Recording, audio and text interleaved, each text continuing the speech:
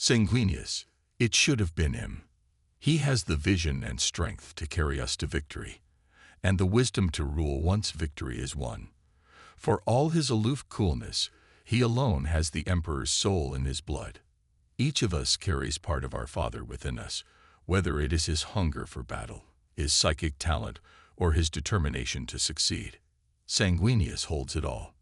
It should have been his. Sanguinius, also known as the Great Angel and the Brightest One during his lifetime, was the Primarch of the Blood Angels Legion of Space Marines and the genetic ancestor of the Adeptus Astartes chapters, who comprised the Sanguinary Brotherhood in the 41st millennium. He was in many ways often considered the noblest and most respected of the Primarchs, even by his other brothers, including Horus. Despite this, he was tragically slain during the climax of the Horus Heresy at the Siege of Terra, defending the Emperor of Mankind from the War Master Horus aboard his flagship, the Gloriana-class battleship Vengeful Spirit. Though Horus slew Sanguinius, who had once been his closest and greatest friend amongst the other Primarchs, Imperial legend holds that it was the chink in Horus's armor created by the Great Angel that allowed the Emperor to slay the arch-heretic, and thus prevent mankind from falling to the corruption of the ruinous powers of chaos. The Space Marine Legions were the greatest creations of the Emperor of Mankind.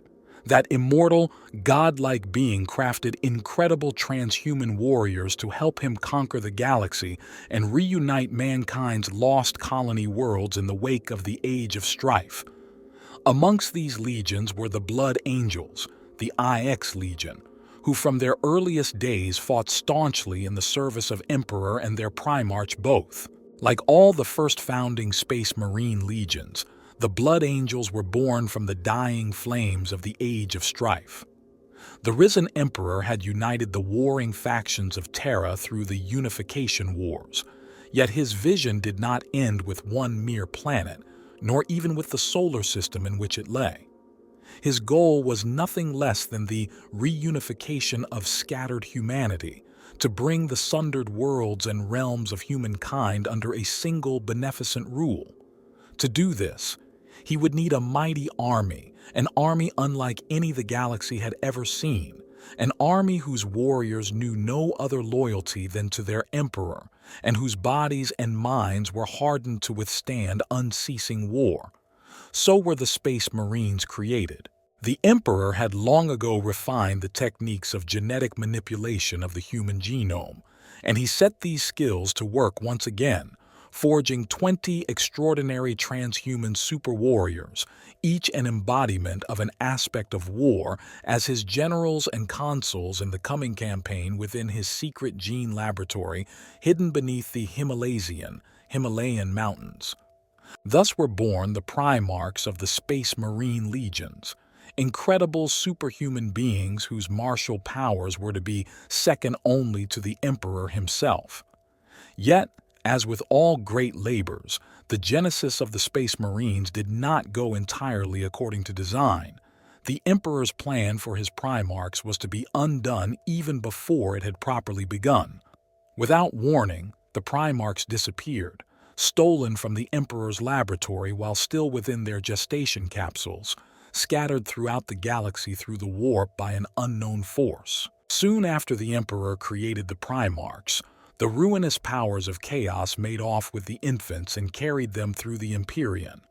Unable to destroy the Primarchs outright because of the powerful arcane psychic protections laid upon their gestating forms by the Emperor, the Dark Gods nonetheless did their best to alter the Emperor's work to their own selfish ends. Thus it was that even the best of the Emperor's creations became corrupted at the outset. The gestation pod that housed the infant Sanguinius came to rest upon the moon of Baal, known as Baal Secundus, at the place now called Angel's Fall. The infant Primarch was found by one of the wandering tribes of humans who called themselves the Folk of Pure Blood, or simply the Blood. The young Sanguinius's life almost came to an end then and there, for the touch of chaos had changed him. Tiny vestigial wings like those of an angel emerged from his back. Many wanted to kill the child as a mutant, though in all other ways he was as perfect a child as had ever been seen. Eventually, innate compassion prevailed and the child was spared. Sanguinius was indeed angelic, not just physically, but also within his unblemished soul. Many of the parables and psalms still recited by the Blood have been transcribed by Blood Angels librarians over the years, and are kept with reverence in the most sacred shrine archives of the Blood Angels. Although the details of Sanguinius's early life are lost to time and memory, the notable events of his childhood have been told and retold so many thousands of times by the Baalite tribes that they have become ingrained in cultural memory. Like the other Primarchs, Sanguinius grew to maturity at an incredible rate, as did his wings. The feathers were as white and pure as a swan's, but as strong as those of the Imperial Aquila itself. His wings ultimately became mighty pinions that could bear him aloft through the scorching desert air, inspiring awe and devotion from the lesser mortal beings beneath. Sanguinius learned everything his adoptive parents within the Blood could teach him. After only 3 solar weeks, he was as large as a child of 3 Terran years and could walk. It is said that at this age he slew a giant fire scorpion with his bare hands, and that he never once showed fear at the colossal beast's onset. By the time he was a standard year old, Sanguinius looked and acted like a man in his youthful prime. He could walk without a radiation suit in the poisoned radioactive wastelands of Baal Secundus. In the use of all weapons, he soon excelled his teachers. He could smash a path through a rockfall with the blade of his hand, best wild animals with but a glance, and soar high into the sky on his mighty wings to observe the land below from the perspective of a god. As Sanguinius reached maturity, his tribe prospered and grew under his wise guidance. When a wandering band of feral Baalite mutants surprised his tribe, Sanguinius slew them all single-handedly, although they numbered over 100. This was the first time the members of the Blood had ever seen the Great Angel truly angry, for he felt his comrades' lives were in danger. When the blood rage overtook him, he was indeed terrible to behold. The full powers of a Primarch came upon him, and a nimbus of light played about his head. Sanguinius distinguished himself in the fateful years that followed.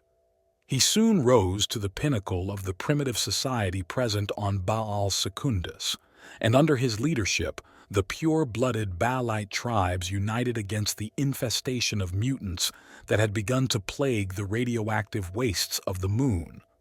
Under his perfect leadership, coupled with his total mastery of physical combat, the Baalite tribes drove back the tide of mutant filth that threatened humanity's hold upon their poisoned world. Under Sanguinius's direction, mankind earned another chance to build civilization upon Baal Secundus. In time, as a result of his accomplishments, Sanguinius was inevitably worshipped as a god by the humans of Baal who owed him so much. They were convinced that paradise would follow in the crimson footsteps of the Great Angel, yet it was shortly thereafter that fate intervened once more. Though the loss of the Primarchs was a bitter blow to his plans, the Emperor was not dismayed for long. The Primarchs themselves could not be recreated, but their genetic records and samples of their genetic material remained, and from these the Emperor created the mighty Space Marine legions, the armies he had always intended his Primarchs to lead. It was at the head of the Space Marine legions that the Emperor began his Great Crusade in earnest, setting out from Terra in Kias 798. M30, the Emperor led the Space Marines on a glorious campaign that sought to restore mankind to its lost greatness. No foe could withstand the onslaught of this Great Crusade. Despots, aliens, and demons all fell to the relentless advance of the Space Marine legions, human-settled worlds previously enslaved and terrorized, flocking willingly to the banner of the nascent Imperium of man.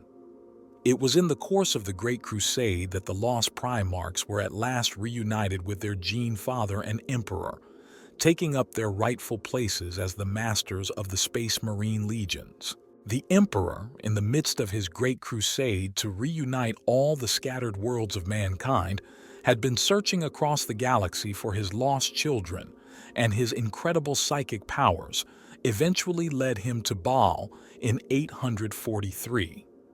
M30. His ship landed at the Conclave of the Blood, and the Emperor entered the massive natural amphitheater that had been carved from Mount Seraph by the Baalite tribes to serve as a central meeting place. Those of the pure blood attended Sanguinius's address by the tens of thousands.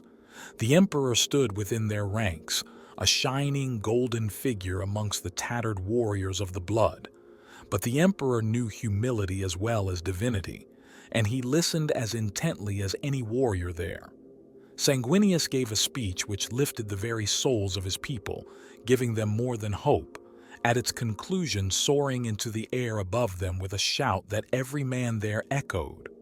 Thus the Emperor was convinced without a doubt that the angel was indeed one of his lost sons. Others among the Primarchs are said to have fought against the Emperor when they first met, but this was not the case with Sanguinius. When approached, Sanguinius recognized the Emperor immediately. Many believe that Sanguinius's reputed ability to foresee future events informed him of the Emperor's visit, explaining his reaction. He fell to his knees, crystal tears falling from his cheeks into the crimson dust. Where they fell, alabaster flowers thrived upon the barren and toxic soils of Baal Secundus. The Emperor bade him stand, and looked upon the myriad faces raised unto him, proud and resolute. He saw that the men and women of the blood were both fair in mind and deed, possessed of a small part of the nobility and strength of their leader. The best of Sanguinius's warriors were subsequently selected to become Astartes, implanted with the very core of Sanguinius's physical being, the pure and precious gene seed that the Emperor had engineered from the Primarch's own genome. These warriors were raised up into the IX Legion of the Space Marines, better known as the Blood Angels, and then launched upon the Emperor's Great Crusade alongside those members of the Legion who had been raised from Terra. Those who remained upon Baal Secundus were entrusted with the duty of defending mankind's birthright upon the planet and ensuring that future generations of warriors were taught the imperial truth and learned of the Primarch who had once walked amongst them and restored their hope. So it is that even now, with millennia past since those fateful days, the Blood Angels take all their aspirants from the moons of Baal. Resplendent in glittering armor, shrouded in white wings, Sanguinius was the noblest of the Primarchs in physical aspect. Proud and resolute, the angel radiated a confidence so vital that any shadows of doubt were banished beneath his light. The detail of the Primarch's intricately worked artificer armor was rendered perfectly, the sculpted edges of the golden battle plate visible, along with the fine etching across the brassarts, shoulder guards, and breastplate. On his chest was a heavy ornamental roundel carved from huge megalodari rubies. The central jewel was cut into the shape of a heart and set on a mount of gold flames, and it signified the burning spirit of the Blood Angels as expressed through their Primarch. Atop it were 4 more ruby discs, each dedicated to one of the worlds from which the Ix Legion had drawn its numbers. Terra, in the first instance, then Baal and her 2 moons.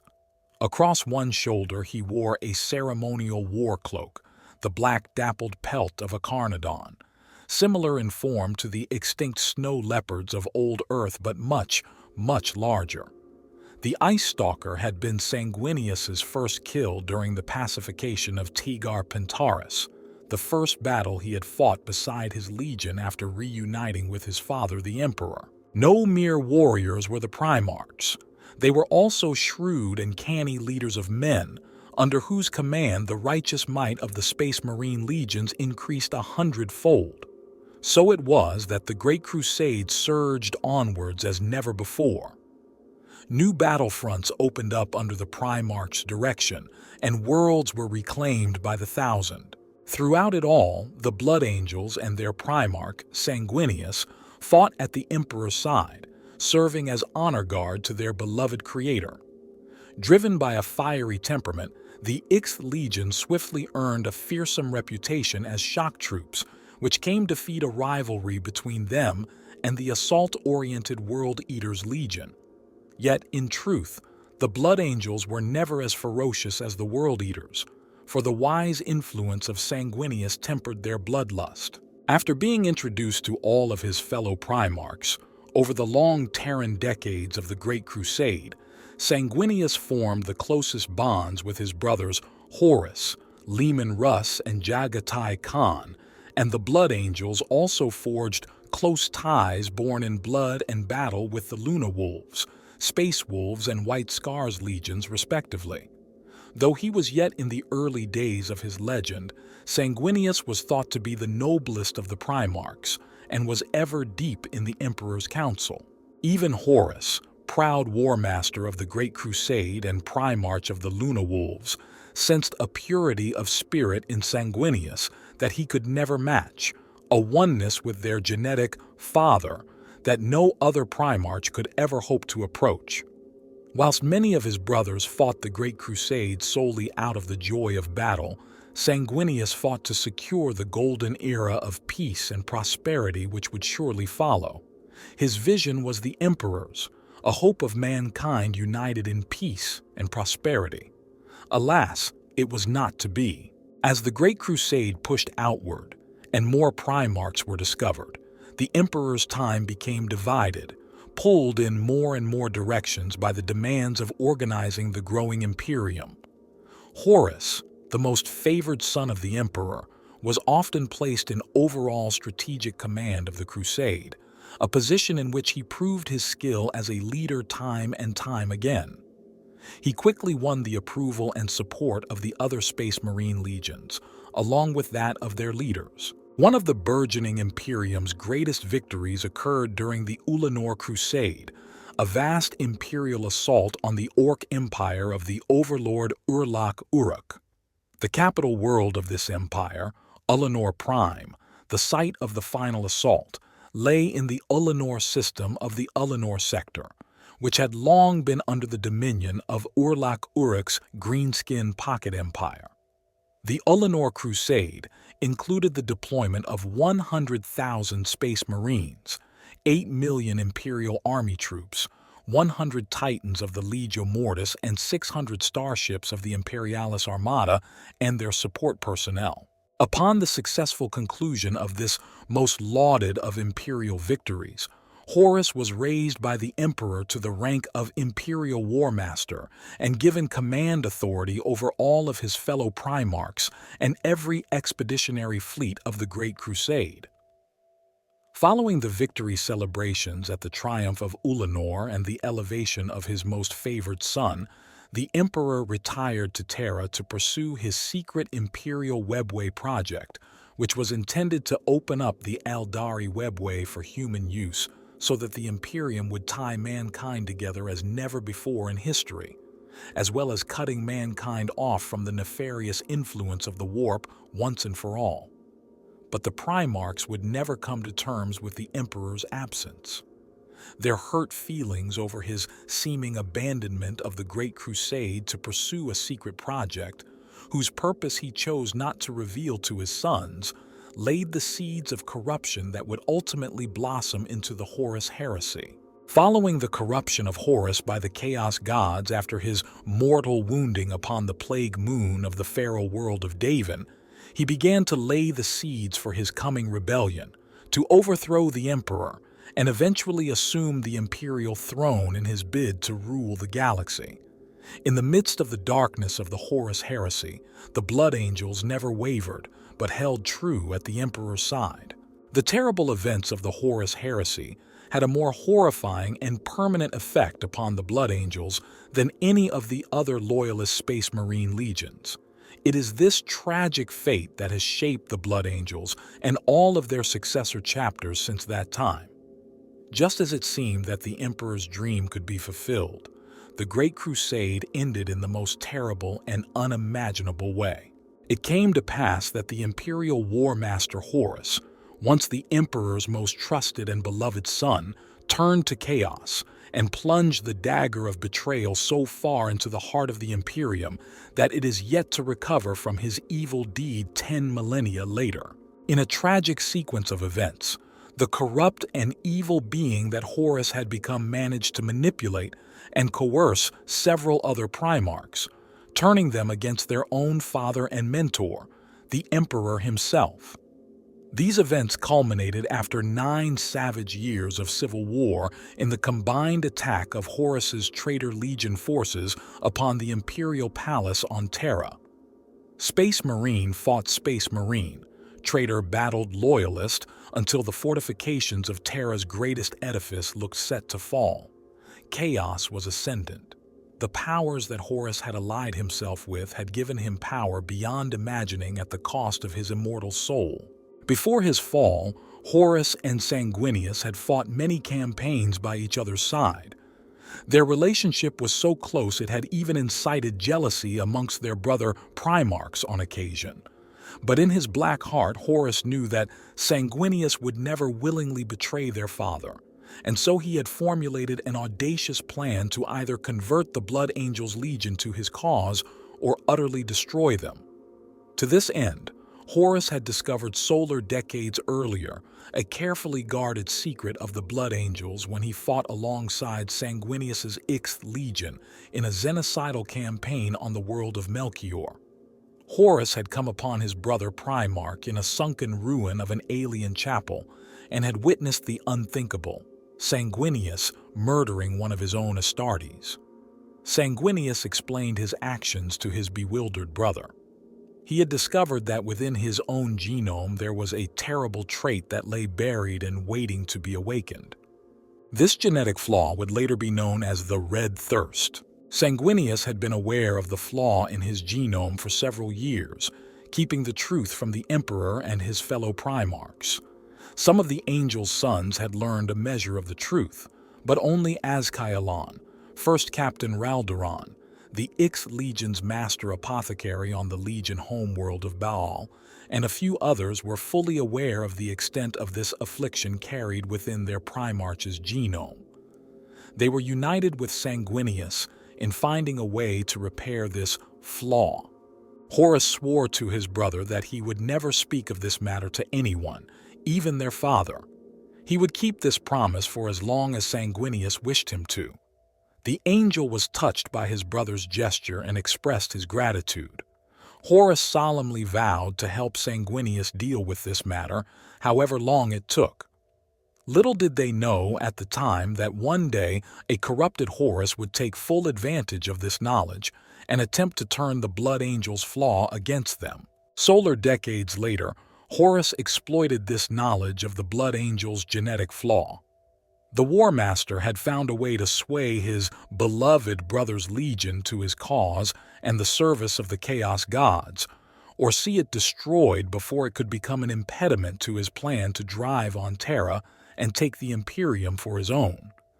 It is said that after his turn to chaos, Horus hated and feared Sanguinius more than any of his brothers and wove many strategies to ensnare or slay him, though all failed. In an effort to weaken and divide the Loyalist forces before he made clear his betrayal, the War Master charged the 6th Legion with the arduous task of cleansing the Signus Cluster, a triple star system of the Segmentum Ultima near the Galactic Center. Sanguinius's legion was ordered to cleanse the 7 worlds and 15 moons of the Signus Cluster of Xenos invaders and release the human settlers from their Xenos overlords. Unaware of the War Master's perfidy, Sanguinius willingly obeyed his brother Primarch's commands and immediately set out for this volatile region of space with his legion. Unbeknownst to the Blood Angels, they were blindly walking into a deadly trap, for the Signus Cluster had fallen prey to agents of the ruinous powers and become a veritable realm of chaos within real space, a system of hellish demon worlds under the rule of a greater demon of Slanesh known as Kiris the Perverse. When the Blood Angels arrived in system, their fleet was ambushed by the malevolent forces of the Warp, crippling or killing many of their navigators and astropaths in the initial onslaught. The Blood Angels now faced the fury of chaos for the first time. Kyrus sent an image of himself to Sanguinius, declaring his lordship over the star system in the name of Slaanesh, and taunting the Primarch into taking it back from him. Though they had never faced such an unnatural foe, the Blood Angels prepared their counterattack, sure that they would prevail. Rising to the challenge of the vile Greater Demon, the Blood Angels Legion attacked the demonic host of Kyrus, launching a series of attacks across the seat of the demon's power, the world of Signus Prime. Sanguinius faced the vast hordes of human chaos cultists and packs of monstrous demons as an angel of vengeance. Soon the planet was awash with the blood of both loyal Space Marines and thousands of slain cultists of Kyrus. The Primarch spearheaded the Blood Angels' assault on the Greater Demon's seat of power, known as the Cathedral of the Mark, to confront and destroy Kyrus and reclaim the planet in the name of the Emperor. But soon, Sanguinius came face to face with a new nightmare known as Kabanda, a Greater Demon of Khorne. Within the pantheon of the Blood God, Kabanda is still regarded as one of his most prolific killers. He was and is a murderous engine of destruction, slaughtering in exalted joy for his lord Khorne. The mighty demon taunted the Primarch and revealed Horus's treachery and determination to betray the Emperor. Enraged by the demon's mockery and fearing his claims about the War Master to be true, the angelic Primarch fought the brutal bloodthirster in single combat. Seizing the initiative during the battle, he surprised the bloodthirster with his frenzied assault, stabbing his sword into the demon's chest, ripping open a gaping wound. The massive creature roared in fury and pain, lashing out with his whip at the Primarch's legs. Sanguinius was momentarily unbalanced as his legs were crushed in the whip's coils. The demon then smashed Sanguinius to the ground with the flat of his massive axe. The winged hero was stunned, helpless before the demon's wrath. As his vision cleared, he looked up at the mighty monster towering over him. The Greater Demon taunted him one final time, let out a mighty bellow, and then struck out across the battlefield, slaughtering 500 Space Marines with huge swaths of his mighty axe. The psychic backlash of the deaths of so many of his Astartes blasted Sanguinius into unconsciousness. It would not be until the closing days of the Horus Heresy that Sanguinius would once again be confronted by the savage demon lord during the Battle of Terra. With the fall of their Primarch and the slaughtering of their brethren, the Blood Angels Legion was consumed by the first onset of what was later known as the Black Rage, that drove them into a berserker's fury as they charged into the demonic horde. In their madness, they smashed the demons asunder. Yet the brutal violence of the demon Kabanda had unleashed something dark within the psyche of the Space Marines, a thirst for blood that would not be slaked until every taint of chaos had been erased from the planet. Even the mighty Kyrus was ultimately banished back to the Immaterium by his death at the Blood Angels' hands. Only when the planet was cleansed did the rage of the Blood Angels finally subside. Though Signus Prime had been freed from its thrall to the forces of chaos, the cost of that victory was far higher than any could have wished. The berserker rage the Blood Angels had experienced had left a brooding shadow on their souls that would manifest in the centuries to come as the great curse that would afflict the Blood Angels and their successors. Within a few solar days, the grievous wounds that Sanguinius had suffered at the hands of the Greater Demon healed as a result of his accelerated metabolism and superhuman immune system. Whatever befell him in the future, the Primarch swore that he would have his vengeance upon the demon Kabanda. When the call from Rogel Dorn came for the Ixth Legion to return to Terra and aid in its defense against the traitors, the Blood Angels made all haste, as he now understood better than most the gravity of the situation facing the Imperium. With the Imperium severed in two halves, Isolated and ignorant of each other as a result of the raging tumult of the ruin storm, the light of the Astronomicon was no longer visible from Ultramar, and no word of the Emperor had been heard for several Terran years.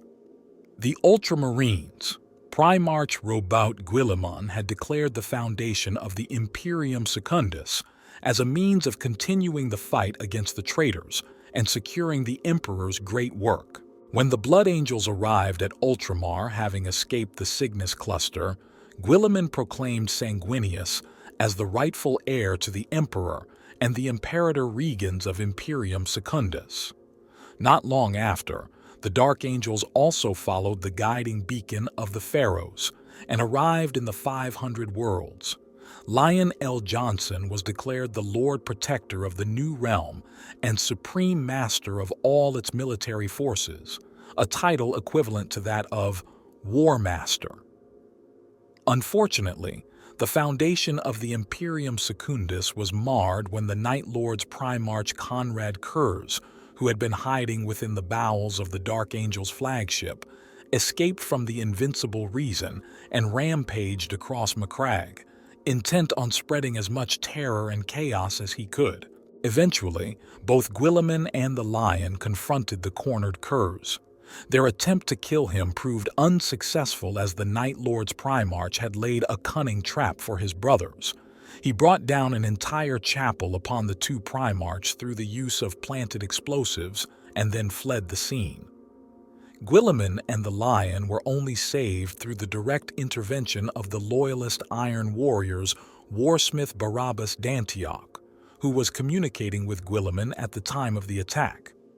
Dantioch used a portal that was opened by the Pharaohs. On instinct, the Warsmith reached through the portal and pulled the two Primarchs across the galaxy to safety on Sotha. Continuing his obsessive hunt for the elusive Night Haunter over the following 2 Terran years, the Lion and Guilliman continuously clashed over the policies of the Imperium Secundus, especially in regards to the security of the New Realm, and how best to deal with rebels on Macragge that the Lion was certain Kurz had stirred up against the new regime. Following the suicide bombing of an Astartes convoy by these rebels, the Lion used his Eye Legion to establish martial law on Macragge. Certain that Kurz was hiding within the rebellious Illyrium region of Macragge, the Lion advocated the use of a massive orbital saturation bombardment of the region to ensure Kurz's death. Facing resistance from both the Imperator Regis Sanguinius and Guilliman to the civilian losses this would incur, the Lion instead opted to deploy his legion's Dreadwing in order to flush out Kurz and the rebels. During an attack on the city of Al-Mamons, the Lion finally cornered the elusive Night Lord's Primarch, and the two came to blows. After a brutal confrontation, the Lion eventually emerged victorious, and questioned his brother why he had turned away from the Emperor, to which Kurzi simply replied, "Why not?" Kurz explained that there was a monster in his head that he could not stop. Though he finally had Kurzi at his mercy, the Lion couldn't bring himself to kill his brother, and instead pummeled him into unconsciousness once more. He ripped Kurz's backpack from his battle plate and lifted him above his head, brutally slamming him down across his knee, breaking Kurz's spine and paralyzing him. The Lion brought the grievously wounded Night Haunter before Sanguinius and Guilliman to stand trial. A triumvirate was held where Kurz defended his actions, but refused to admit his guilt.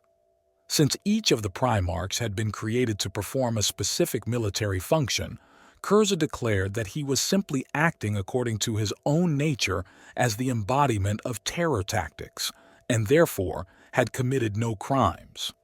The Night Lord's Primarch further divided Guilliman and the Lion by accusing the latter of secretly ordering orbital bombardments in direct violation of Guilliman's orders. Enraged at the revelation of his secret maneuvering, the Lion sought to kill Kurz, but was halted by the words of Sanguinius. Guilliman then snatched L. Johnson's lion sword and broke the blade across his armored thigh in anger that his brother had sought to go behind his back. L. Johnson was furious at the loss of his blade, but Sanguinius dismissed the Lord Protector and brought an end to the ruling triumvirate of the Imperium Secundus. The Lion was banished from the Imperium Secundus for his violation of Guilliman's directive against minimizing civilian casualties. Taking his leave without further comment, the Lion and his Dark Angels withdrew from Macragge only solar hours later. Standing in the chamber of the Tuchulcha engine aboard the Invincible Reason, the Lion brooded over the recent events and questioned his actions over the course of the preceding decades and many of the decisions he had come to regret. As the Dark Angels made their final preparations to depart for their own homeworld of Caliban, the Lion went back to the Tuchulcha engine's chamber.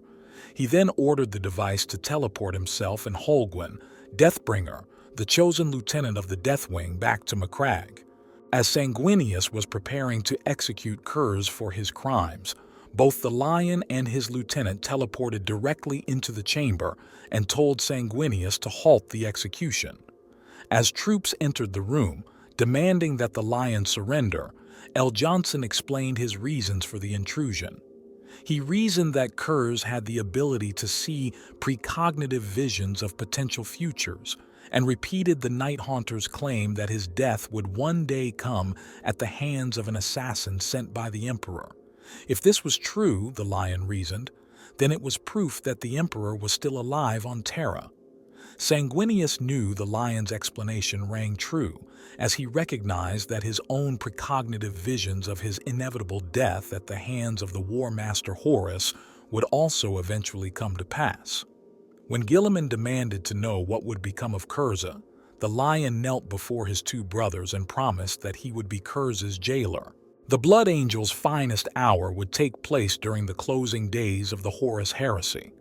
Known in Imperial records as the Battle of Terra, this final campaign was the climax of the heresy that raged on Terra itself between the forces of chaos, led by the War Master Horus, and the loyalist armies of the Imperium of Man, led by the Emperor of Mankind himself.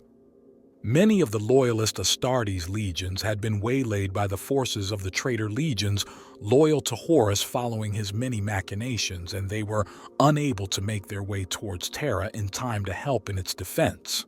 But the Imperial Fifth Legion had already returned to the cradle of humanity, and under the stern gaze of their Primarch Rogel Dorn, had adequately prepared Terra's defenses as best they could. Jagatai Khan, Primarch of the White Scars Legion, had also managed to make his way to Terra with his legion to help with the defense of the Imperial Palace, despite a curiously ineffectual assault by the fleet of the Alpha Legion. The Blood Angels were also able to make the warp jump to Terra in time to meet the oncoming invaders. Of the 9 remaining Loyalist Space Marines legions, only the White Scars and the Blood Angels were able to join Rogel Dorn and his Imperial Fists in the defense of Terra before the arrival of the mass traitor legions in the Sol system. 3 entire Titan legions of the Mechanicum and close to 2 million soldiers of the Imperial Army stood alongside them to face the hosts of chaos in a battle that would determine the fate of mankind for the next 10 millennia. Yet for all the might of the Emperor, for every effort of Sanguinius and the remaining loyalist Primarchs, the forces of Horus drove all before them. In too short a time, the Emperor of Mankind was assailed within his great palace on Terra, trapped as he was upon the Golden Throne due to the war within the Webway being fought deep within the Imperial dungeon. The Blood Angels led the defense of the Imperial Palace, never once losing heart, despite the terrible odds stacked against them. Alongside their battle brothers of the Imperial Fist's Legion, the valorous yet overmatched soldiers of the Imperial Army, and the grim warriors of the Legio Custodes, the Blood Angels manned the walls of that final bastion. Sanguinius is immortalized in the magnificent stained glass windows of the Sanctus Praetoria Imperator as fighting high above the raging battle, facing demons so powerful they could unhinge the minds of great heroes with but a word. Sanguinius single-handedly held the crenellations from the tides of demonic filth attempting to wash into the holy chambers of the emperor's abode. Many accounts of the time praise the Blood Angels' valor and unceasing efforts in their defense of the palace complex Eternity Wall spaceport. Although hundreds of Blood Angels died, they stemmed a sea of foulness the like of which had never been seen before. Many speak of the bright light bathing Sanguinius's sons as the Primarch slew his foes in the skies above with his mighty blade of fire. And yet it was upon Horus's battle barge in orbit of Terra that Sanguinius was to fulfill his greatest duty. During the Battle of Terra, the vile bloodthirster Kabanda once again confronted Sanguinius, this time atop the Eternity Gate before the entranceway to the inner palace and the Emperor's throne room. The greater demon struck Sanguinius, casting the angel upon the broken stone. Preparing to strike a killing blow, the Blood Angel's Primarch called upon his last reserves of strength and power. With a massive effort, he leapt upon the bloodthirster, seized it about the wrist and ankle, and rose up high into the air, smashing the demon's form across his knee and breaking the creature's back with a powerful crack. He then swung the body of Kabanda around and hurled the broken behemoth into the midst of the demonic host, slamming the Eternity Gate shut against the ravening hordes and preventing the fall of the palace. Yet the fall of Terra still seemed only a matter of time, for all the heroics of its defenders. Yet, in the War Master Horus's moment of victory, he became complacent, watching the battle from the bridge of the bloated Leviathan that was his flagship, the Vengeful Spirit. He wanted to experience the Emperor's defeat firsthand, to force him to his knees before he fed on the master of mankind's soul. Yet it was then that he received word that his gamble had failed. Determined to take Terra before the Loyalist legions could return to the throne world, the Ultramarines, Dark Angels, and Space Wolves were only hours away from translating into the Sol system. Their arrival would bring the traitors' momentum to a halt, if not throw them back from the throne world altogether. But there remained a final option. The War Master could invite the Emperor to come to him. Horus relaxed the psychic defenses and the void shields he had maintained around his flagship. Having long planned for exactly this moment due to his prescient vision, the Emperor teleported aboard the hellish craft, Sanguinius and Rogel Dorn, and a contingent from the Imperial Fists, the Blood Angels, and the Legio Custodes close behind him. Like his father, Sanguinius was gifted with the power of prescient vision, and had long been able to foresee what lay ahead. His soul was pure, and the prophecies he spoke of inevitably came to be. It can thus be surmised that he knew full well he was going to his doom when he confronted the War Master, and yet he went without hesitation. Whether this act was prompted by fatalism or loyalty to the Emperor is a point debated by many imperial theologians lacking in faith. However, there is no doubt in the minds of the Blood Angels.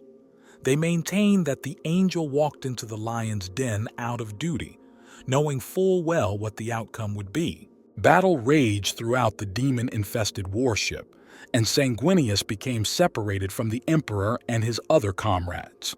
Now isolated, legend tells that he was brought through artifice before the treacherous Horus. In evil cunning, fully in the grip of the power of all four major chaos gods, the War Master offered Sanguinius one final chance to renounce the Emperor, to join with Horus in the inevitable victory of the traitors and chaos. Yet the Primarch of the Blood Angels held true and refused. Rejected, Horus flew into a rage and attacked. Although bearing the wounds of his earlier actions and knowing it would almost certainly spell his doom, Sanguinius immediately attacked the corrupted War Master. Even at the peak of his powers, Sanguinius could not have hoped to prevail against the embodiment of chaotic power Horus had become, and the Primarch was weary and wounded from his travails on Terra during the battle against Kabanda. Horus, in his limitless malice, made sure that Sanguinius's death was the most painful and foul that the boundless evils in his service could administer. The War Master's psychic assault echoed not just throughout space, but also throughout time, resonating in the souls of Sanguinius's children. The Primarch's sacrifice is thought to have kept Horus occupied long enough for the Emperor to reach the arch-traitor in the very depths of his lair.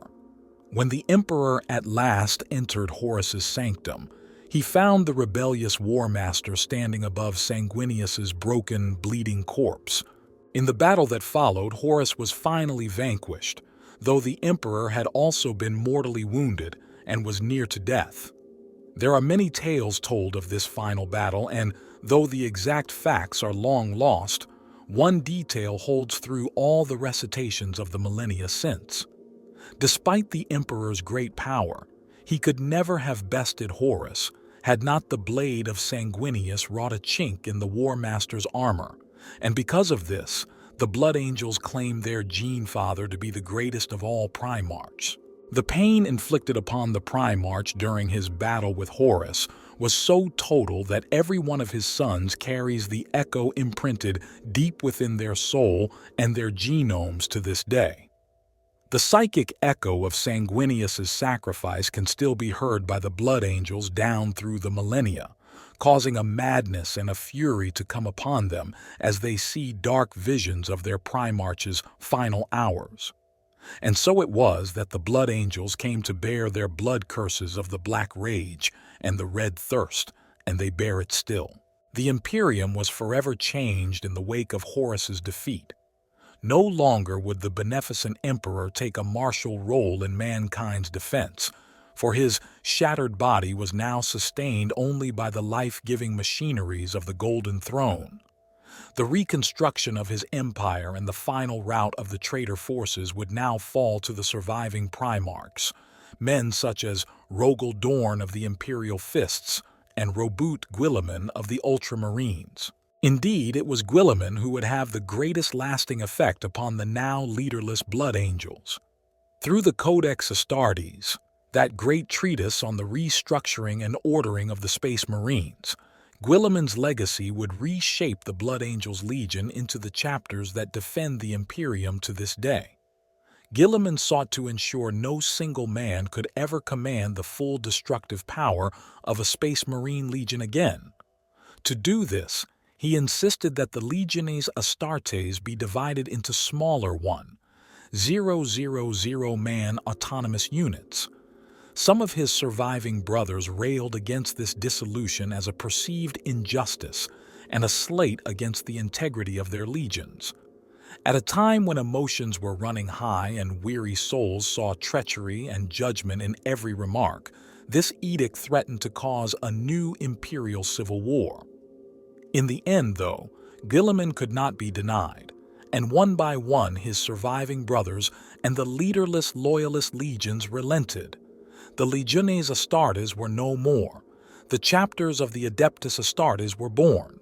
For the Blood Angels, this division was a cruel double blow.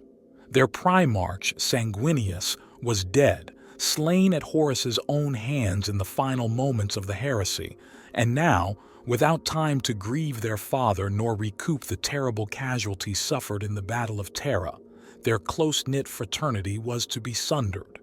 The survivors lacked an obvious leader, and worse still, the first signs of the Flaw were beginning to manifest within the ranks of the IX Legion. It is fair to say that the Blood Angels' encounters with the Scions of Chaos had left them physically and psychically scarred, and the horror of their master's death was a visceral wound upon their souls. Since fighting against the demons of Khorne and Slaanesh at Cygnus Prime, a nascent thirst had awoken within the Legion, and the psychic aftershock of Sanguinius's death at the hands of the War Master had cursed their souls with what would come to be known as the Black Rage. Though the heresy was over, for the Blood Angels, their greatest trial was just beginning. From the midst of this sorrow and tragedy arose the chapters of this new birth, referred to as the Second Founding. While each legion worked out for itself how to divide, and some legions experienced a more harrowing road than even the Blood Angels, the sons of Sanguinius were at last united by the sole survivor of the Sanguinary Guard. Azkaelon. Accounts from this time differ greatly, but all concur that at Azkaelon's council the survivors of the Ninth Legion formed a small number of chapters, commanded by the champions of the Blood Angels. Each took on the traditions and rites of their legion as the basis for their new brotherhood and adopted a fitting name. Thus began a time of rebuilding for the sons of Sanguinius, who separated to establish themselves as autonomous organizations. Notably, even in this time of disarray, the vengeful chapter master Nasir Amit, known by his peers as the Flesh Tearer, led his eponymous chapter on a blood-soaked crusade to seek out and annihilate any vestige of the traitor legions. Their actions, even in the early years of the Flesh Tearer's existence, laid the foundations upon which they would be known and judged ever after. The body of Sanguinius was taken by the Imperial forces as they retreated from Horus's crippled flagship back to Terra. His body was then borne away by his blood angels to their homeworld of Baal, where he was buried deep within a vast tomb beneath the blood angels' main chapel.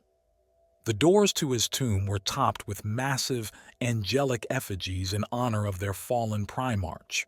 Today, nearly 10 millennia later, Sanguinius is one of the most venerated of all the loyalist Primarchs by the teeming masses of the Imperium. He is commonly held in the highest honor due to his noble sacrifice, which allowed the beloved emperor to defeat the arch-traitor Horus. The name Sanguinius is cherished throughout the Imperium by the common citizenry. Chapels devoted to Sanguinius have been erected alongside the temples dedicated to the emperor. The Primarch is even commemorated on his own sacred day of celebration within the liturgy of the imperial cult called the Sanguinala, when imperial adepts across the galaxy wear the red badge of Sanguinius on their breasts to commemorate his sacrifice. To this day, the Blood Angels are among the most feared and least trusted of all the Space Marine chapters, their souls haunted by the horror of those ancient events, and their bodies racked by a secret and terrible thirst for blood that must never be revealed.